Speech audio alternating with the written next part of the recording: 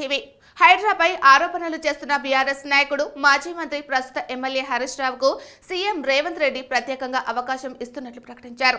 చెరువులు, నాలాలు, కుంటలు ఆక్రమించి కట్టడాలు చేశారో లేదో తేలుద్దామని అన్నారు.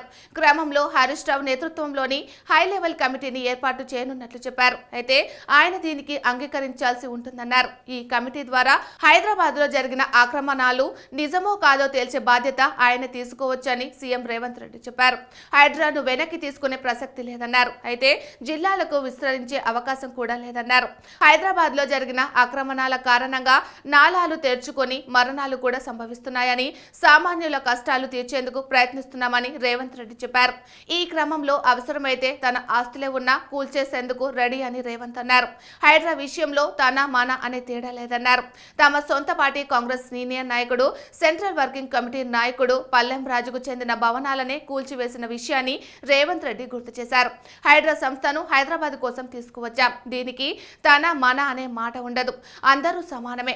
కేటీఆర్ ఉన్నాడా, రేవంత్ రెడ్డి ఉన్నాడా అని హైడ్రా చూడదు. ఆక్రమణ జరిగిందా లేదా అన్నదే హైడ్రా చూస్తుంది అని రేవంత్ రెడ్డి స్పష్టం చేశారు. రాబోయే రోజులు హైడ్రా మరింత యాక్టివ్ గా పనిచేస్తుందన్నారు.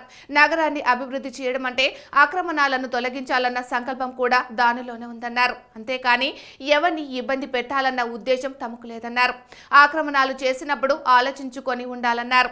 30 ఏళ్ల కిందట జరిగిన ఆక్రమణాలను కూడా ఇప్పుడు గుర్తించి తొలగిస్తామని రేవంత్ రెడ్డి స్పష్టం చేశారు.